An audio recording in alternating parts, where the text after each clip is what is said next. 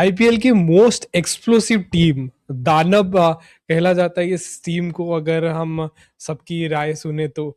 और इस टीम की अगर बातें जितनी करें उतनी कम है, क्योंकि बहुत ज्यादा रन्स इन्होंने बनाया, हाईएस्ट रन्स आईपीएल में बनाया है। तो इस टीम को बहुत ज्यादा एक्सप्लोसिव बैटिंग के तहत इस टीम को जाना जाता है, और अपनी होम ग्राउंड में बहुत ज्यादा अच्छा किए हैं, और बहुत तरीके से टीमों को मारते हैं। और जिस तरीके से ट्रेविस हेड और अभिषेक शर्मा पिछले सीजन भी गए थे, या उससे पहले सीजन हम देखें तो जिस तरीके से वो ओपनिंग करते हैं और सनराइजर्स हैदराबाद को वो एक जो चांस एक्सप्लोसिव स्टार्ट देते हैं, क्या इस सीजन वो दिला पाएंगे? क्या इस बार एसआरएच, वो जो बोलते हैं बहुत ज्यादा एक्सप्लोसिव खेलता है, बहुत रन्स बनाता है, क्या टाइटल जीत पाएगा? क्योंकि 2024 में वो टाइटल विनिंग तक पहुंचे थे, लेकिन वो रनर्स अप फिनिश किए थे। वहां पे मिचेल स्टार्क ने फाइनल में उनको एक तरफा हरा दिया था। तो ये चीज एक बहुत बड़ी कंसर्निंग है। बैटिंग कोलैप्सेस बहुत ज्यादा है, और इनके जो मालकिन है उनके ऊपर बहुत ज्यादा सवाल है, और बहुत ज्यादा बॉयकॉट अभी इंडियन फैंस के तहत रह रहा है सनराइजर्स हैदराबाद के। और तो क्या इसके और भी चांसेस हैं कि क्या ये टीम को थोड़ा डाउन कर सकता है? और इनका जो हैदराबाद के साथ, जो उपल स्टेडियम के साथ, उनके मैनेजमेंट के साथ भी इतना खास उनका रिलेशन रहा नहीं है ओवर द इयर्स, ये भी चीज है। लेकिन उनका होम रिकॉर्ड अच्छा है, आगे जाके बात भी करेंगे। उनकी प्लेइंग 11 आपके सामने है। ये हमारे जो हमने सोचा है, शायद ये प्लेइंग 11 हो सकता है, और ये शायद स्ट्रॉन्गेस्ट है, लेकिन ये सबसे वीक लिंक भी हो सकता है अभी तक जो हमने देखा है। अगर आगे बढ़े तो उनके top Abhishek Sharma, Travis head, Ishan Kishan और हेनरी क्लासन, ये टॉप फोर हैं। इनके टॉप फोर फिक्स्ड है। इसमें दो इंडियन है और दो फॉरेनर्स है। लेकिन जो फॉर्म वाइज देखा जाए उसमें सिर्फ ईशान किशन अच्छी फॉर्म में आ रहे हैं। जिस तरीके से उन्होंने वर्ल्ड कप खेला है, और जिस तरीके से अपनी परफॉर्मेंस इंडिया के लिए दिए हैं। लेकिन अगर और तीनों बैटर की बात करें, उतना गेम टाइम नहीं है, उतने फॉर्म में नहीं आ रहे। अभिषेक शर्मा को हमने देखा था 3 डॉक्स के साथ आ रहे हैं। ट्रेविस हेड भी इतना खास परफॉर्मेंस है, नहीं आ रहे। अगर मिडिल ऑर्डर फेज की देखें, नीतीश रेड्डी और लियाम लिविंगस्टन भी हैं, और अनिकेत वर्मा जो पिछले सीजन अच्छा किए थे। देखेंगे कि इस सीजन कैसे जा रहे हैं, क्योंकि जो नए बैटर्स हैं उनका पहला सीजन हमेशा अच्छा जाता है, दो अगला सीजन उतना अच्छा नहीं जाता है। हमने नीतीश रेड्डी को भी पहले देख चुके हैं। लियाम लिविंगस्टन भी इतना कुछ खास फॉर्म में नहीं आ रहे। पैट कमिंस जो उनके कैप्टन है, जो साइलेंसर है, इंडियन क्राउड को साइलेंट करते हैं, लेकिन खुद अभी साइलेंट चल रहे हैं, फॉर्म नहीं है। और उनकी फॉर्म के ऊपर भी एसआरएस देखेगा कि किस तरीके से वो आते हैं। हर्ष दुबे, हर्षल पटेल, जीसन अंसारी और जयदेव उनदकट, ये जो चार बॉलर है, बहुत बड़ा वीक लिंक हम मान सकते हैं। जितना रन्स मारेंगे उतना रन्स खाएंगे, जिस तरीके से हमने बात पहले से भी कर रहे थे। शायद ये टीम बहुत वीक दिख रही है अभी के लिए। प्रतीश, तेरे को कैसा लग रहा है ये प्लेइंग 11 और उनका क्या कंसर्न है? मेरे को हर चीज कंसर्निंग दिख रहा है यहाँ पे। बिल्कुल जो हम नाम देखते तो बहुत बड़े नाम है, बट अगर फॉर्म देखे रिसेंट उतना अच्छा नहीं है। चाहे अभिषेक हो, हेड हो, क्लासन हो या फिर लिविंगस्टन हो। और बॉलिंग की भी बात करें तो बहुत ज्यादा रन्स देते हैं ये। जिस तरीके से पिच भी रहता है खास करके हैदराबाद में, बहुत ज्यादा मुश्किल होगा उनके बॉलर्स के लिए वहां पे सरवाइव करना। हम्म। बिल्कुल। तो फिर हम सीधा प्लेइंग मतलब पावर प्ले में चलते हैं। इस प्लेइंग 11 में के ज्यादा बातें करने को है भी नहीं, क्योंकि सिर्फ ईशान किसान के बारे में बात कर सकते हैं। और क्योंकि जो 10 प्लेयर्स हैं इतना कुछ खास परफॉर्मेंस नहीं दे रहे हैं, या गेम टाइम बहुत ही कम है उन लोगों के लिए। तो पावर प्ले बैटिंग जो बहुत ज्यादा एक्सप्लोसिव पावर प्ले होता है, अगर ऑक्शन के बाद आप लोग इस पावर प्ले बैटिंग को 10 on 10 दिए होंगे, तो शायद वर्ल्ड कप के बाद वो आपका नजरिया चेंज हो सकता है। यहाँ पे अभिषेक शर्मा, ट्रेविस हेड, ईशान किशन जाएंगे, वही देखेंगे कि ताबड़तोड़ बैटिंग के और जाएंगे। लेकिन जिस तरीके से वो फॉर्म से आ रहे हैं, फॉर्म से जूझ रहे हैं, हमें नहीं लगता इस सीजन वो ताबड़तोड़ जो बैटिंग हम एसआरएच से देखते हैं वो नहीं देख पाएंगे इस साल। कैसा लग रहा है प्रीतिश तेरे को वो पावर प्ले बैटिंग अभी भी 10 on 10 दिख रहा है? बिल्कुल, जो जिस भले फॉर्म ना हो अभिषेक के पास या ट्रेविस हेड के पास, बट हम जानते हैं कि अगर उनका दिन रहा तो हम्म। सामने से कोई भी टीम की बॉलिंग है उसको वो अटैक कर सकते हैं। तो हुँ, जिस फॉर्म में ईशान किशन भी है, जिस तरीके से वर्ल्ड कप खेला उन्होंने और जिस तरीके हुँ, से फाइनल में भी बैटिंग की, बहुत ज़्यादा अच्छी कॉन्फिडेंस के साथ वो आएँगे। तो हुँ, ओवरऑल देखें तो पावर प्ले बैटिंग मुझे नहीं लगता कोई दिक्कत है। तो हुँ। एक्सप्लोसिव रहेगी एज़ ऑलवेज़ और जो टीम टारगेट करती है कि बैटिंग में 250 प्लस मारना है हर इनिंग में, उसके लिए इन तीनों का चलना बहुत ज़्यादा ज़रूरी है। हाँ, बिल्कुल टॉप 3 में ही अगर 2 बैटर नंबर 1, नंबर 2 हैं आईसीसी में, तो दिखता है कि कितना एक्सप्लोसिव स्टार्ट है। लेकिन ट्रेविस हेड को आउट करने देखेंगे, जिस तरीके से अर्शदीप ने जो टी20 सीरीज़ या ओडीआई सीरीज़ में उनको आउट करने देखा, या हर्षित राणा ने जो एक लाइन पकड़ लिया है ट्रेविस हेड के साथ, वो एक देखने लायक बन सकता था हर्षित राणा के साथ, वो नहीं देखने को मिलेगा, लेकिन अर्शदीप के साथ वो देखने को मिलेगा कि किस तरीके से उनको अटैक करते हैं। क्योंकि पंजाब किंग्स शायद one of the top teams आ सकती हैं। फिर अगर मिडिल ऑर्डर बैटिंग की देखें तो हेनरी क्लासन, नीतीश कुमार रेड्डी आएंगे, फिर लियाम लिविंगस्टन भी आएंगे। बड़े बड़े नाम, लेकिन शायद काम बहुत छोटे रह जाएंगे, क्योंकि हेनरी क्लासन और लियाम लिविंगस्टन की गेम टाइम बहुत कम है, और नीतीश रेड्डी की भी कम टाइम है, लेकिन जो उन्होंने मैचेस खेले उसमें भी कुछ खास नहीं किए। तो शायद मिडिल ऑर्डर भी इतना कुछ खास है नहीं दिख रहा। अगर उनके टॉप ऑर्डर से नहीं रन आते, इतना मिस कर जाते हैं, तो शायद मिडिल ऑर्डर भी मिस फायर कर सकता है। कैसे दिख रहा है इस टीम को, कितना रेट कर रहा है इस मिडिल ऑर्डर फेज को?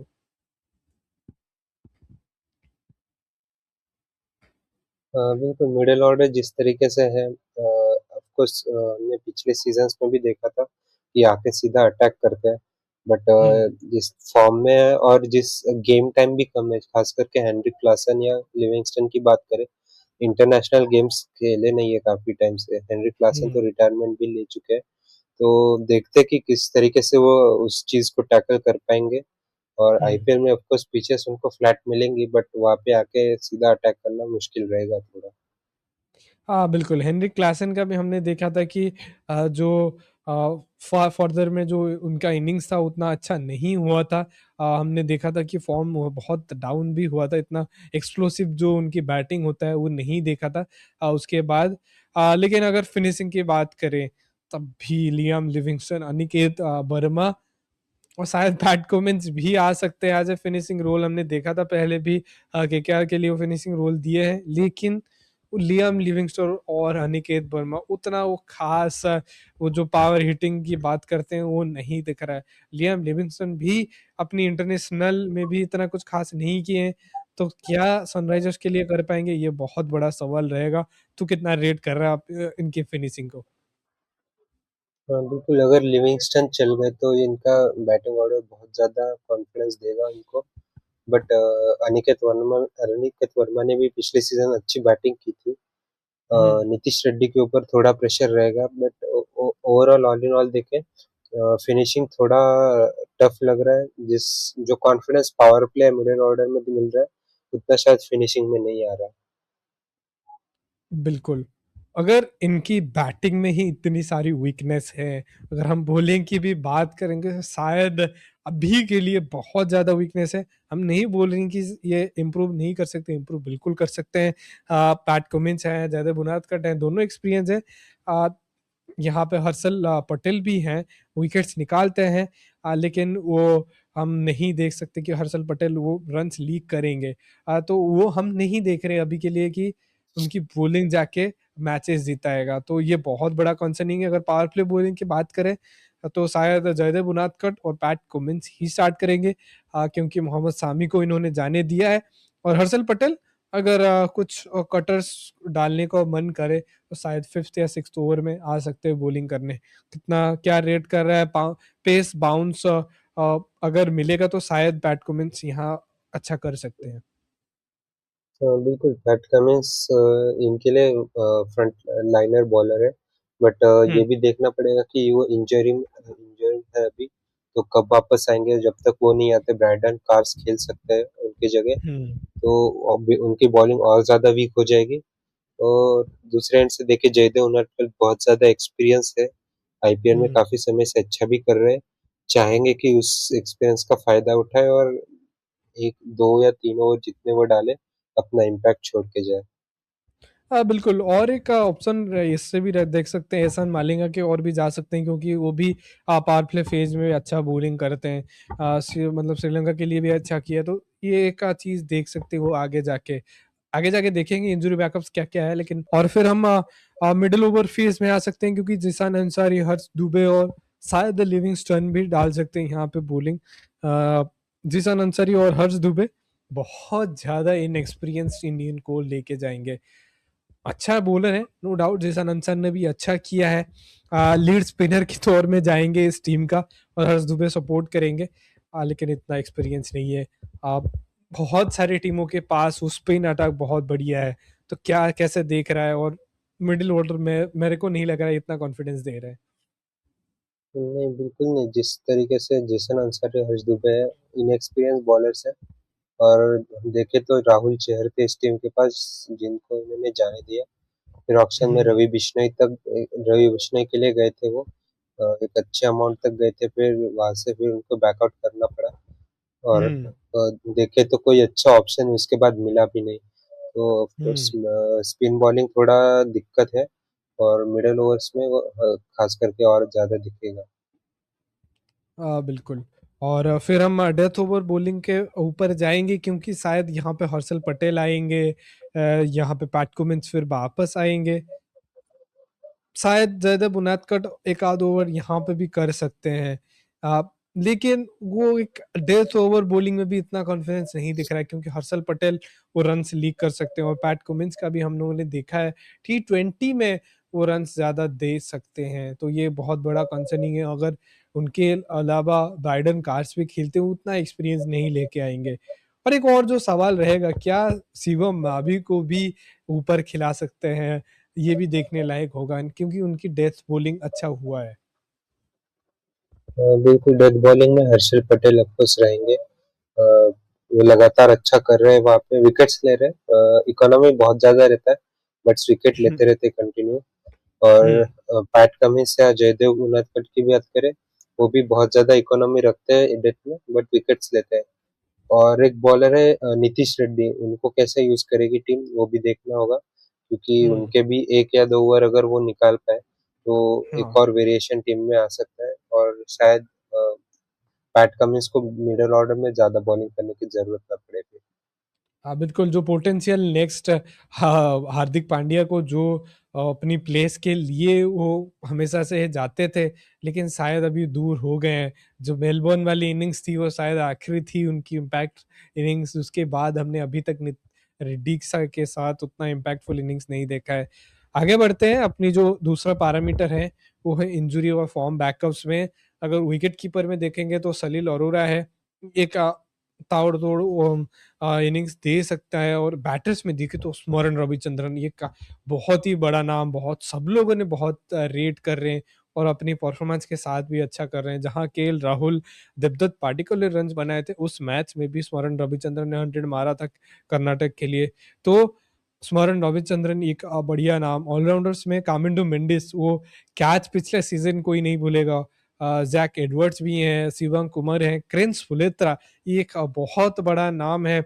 जिस तरीके से हमने पिछले साल विघ्नेश पुथुर को देखा था, शायद क्रेंस फुलेत्रा वो एक का फैक्टर लेके आ सकते हैं, क्योंकि ये खुद हेनरी क्लासन ने बोला था कि पिक करना उनको मुश्किल है, नेट्स में वो पिक नहीं कर पा रहे थे। और फिर फर्स्ट बॉलिंग में हमने बात भी किया, अब ब्राइडन कार्ड्स के ऊपर एहसान मालिंगा भी हो सकते हैं। सकीब हुसैन बहुत तेज डालते हैं। ओंकार तलमले भी हैं, देखते हैं वो भी कैसे परफॉर्म करते हैं। फिर प्रफुल्ल हिंगड़े और अमित कुमार वो स्पिनर है, देखते हैं वो भी कैसे परफॉर्म करते हैं। और बहुत जो बड़ा नाम है वो स्टीव माबी है, वो क्या रिप्लेस कर सकते हैं जयदेव उनादकट को, ये आगे आने वाले मैचेस में हमें दिखेगा। तेरे को कैसा लगा है? इंजुरी बैकअप्स बहुत सारे नाम है, लेकिन कोई भी टेस्टेड नहीं है। और जिस टीम के साथ प्लेइंग 11 इतना मतलब कम है, और फिर इंजुरी बैकअप्स भी इतना कम है, तो क्या बोलेगा इंजुरी बैकअप्स के बारे में? बिल्कुल, बहुत अच्छे नाम है यहाँ पे, डोमेस्टिक में बहुत अच्छा परफॉर्मेंस रहा है। बट देखे तो बड़े स्टेजेस में उतना एक्सपीरियंस नहीं है। तो हम्म। देखते कि कैसे SRH उनको यूज करता है। और हम्म। खास करके फुलेत्रा हो गए या फिर स्मरण हो गए, देखते कि हम्म। उनका रोल इस टीम में कैसे रहता है। बिल्कुल। फिर हम आगे बढ़ते हैं, हमारे जो होम ग्राउंड एडवांटेज है वो हमेशा से राजीव गांधी स्टेडियम रहेगा, लेकिन एसआरएच का और जो राजीव गांधी स्टेडियम मैनेजमेंट है उनके साथ वो थोड़ा अनबन हमेशा से रहा है, वो कभी अच्छा नहीं रहा है। फिर भी ये गुड गुड बैटिंग विकेट्स है, पेस कैरी करता है अंडर लाइट्स। पैट कमिंस के लिए भी एक अच्छी खबर है, और जो अगर बैटिंग देखना चाहते हैं उनके लिए अच्छा है। और एसआरएच के लिए भी एक बहुत गुड हंटिंग ग्राउंड है, 61% मैच जीते हैं। फिर भी इस ग्राउंड में ज्यादातर टीम बैटिंग सेकंड जीतते हैं, तो ये एक चीज है, देखने लायक रहेगा। तू कैसा रेट कर रहा है और कितने मैचेस जीत सकते हैं, क्योंकि इस टीम के साथ जितना वो बैटिंग में रन्स बनाएंगे जितना बॉलिंग में दे सकते हैं, जिस तरीके से हमने बात किया, क्या इस होम ग्राउंड एडवांटेज को ये यूज कर सकते हैं अपनी पोटेंशियल के तहत? बिल्कुल कर सकते हैं। हमने रिकॉर्ड भी देखा था कि जैसे 60% विन रेट है इनका यहाँ पे। और हम्म। जो गेम प्लान भी इनका रहता है कि जितने 250 रन मारने और बॉलिंग में आके 240 रन से कम खाना है। ये बात अभिषेक ने भी कही थी, शमी ने भी कही थी पिछले सीजन। तो शायद उसी फिलोसफी के साथ आएंगे। और पैट कमिंस ने भी यही फ्रीडम दिया है उनके बैट्समैन और बॉलर्स दोनों को। हम्म। तो टीम चाहेगी कि वहां से वो 2024 का परफॉर्मेंस जो था उनका उसको रिपीट करें। हाँ, रिपीट करे, फाइनल में जाके जीते, वो भी होगा। हाँ, लेकिन फाइनल असेसमेंट, फाइनल वर्डिक्ट जो देंगे, जो ऑक्शन के बाद दिखा था, excessive explosive top order, deep pace reserve, strong overseas score. शायद एक्सप्लोसिव टॉप ऑर्डर जो था, सिर्फ ईशान किशन ही अच्छे फॉर्म में आ रहे, लेकिन पूरे एक्सप्लोसिव टॉप ऑर्डर उतना नहीं दिख रहा है। डीप पेस रिजर्व्स ये कंसर्निंग है, कोई फॉर्म में नहीं है, और पैट कुमिंस वो इंजूर है, और ये तनाव अभी डीप नहीं दिख रहा है। स्ट्रॉन्ग जो ओवरसीज स्कोर है वो भी नहीं दिख रहा है इतना, क्योंकि सारे को गेम टाइम नहीं मिला है, और अच्छे खासे फॉर्म में नहीं है बहुत सारे प्लेयर्स, वो देखने लायक रहेगा। जो कंसर्न है हमेशा से वो होगा, वर्ल्ड क्लास स्पिनर कोई नहीं है, राहुल चहर को जाने दिया यहाँ पे। और जो एक बहुत बड़ा कंसर्न रहेगा, वो टॉप ऑर्डर बैटिंग के ऊपर बहुत ज्यादा निर्भर करेंगे। अगर टॉप ऑर्डर बैटिंग फेल करता है इधर, शायद बहुत कंसर्न होगा, क्योंकि मिडिल ऑर्डर फेस बहुत ट्रायल टेस्टेड नहीं है। लियाम लिविंगस्टन हमने पिछले साल भी देखा था आरसीबी के लिए कुछ खास नहीं कर पाए, तो इस साल भी देखना पड़ेगा। आईपीएल 2026 के लिए बैटिंग वाइज बहुत स्ट्रॉन्ग उतरेंगे, लेकिन इतना इम्पैक्ट शायद नहीं डाल पाएंगे बॉलिंग वाइज। और अगर ओवरऑल इम्पैक्ट वाइज देखे तो मेरे लिए शायद ये टॉप फोर इस सीजन भी नहीं फिनिश कर रहे हैं, लेकिन आगे जाके वो देखेगा कि प्रॉमिसिंग टैलेंट्स अच्छा कर रहे हैं। तू कितना रेट कर रहा है, क्या फाइनल वर्डिक्ट रहेगा तेरा? बिल्कुल टॉप फोर इस टीम से मुश्किल लग रहा है जिस तरीके से बॉलिंग है। बट फिर भी हम्म। बैटिंग उनका स्ट्रांग है। और जो बाद में हमने की कि 250 प्लस टारगेट कर रख के आते हैं, उस हम्म। वजह से वो थोड़े मैचेस जीत भी जाएंगे। फिर भी मैं इस हम्म। टीम को 6.5 रेट करूंगा। मेरे हिसाब से सिक्स देंगे अभी के लिए, क्योंकि ओवरऑल जो है फॉर्म वाइज भी नहीं है और गेम टाइम भी नहीं है।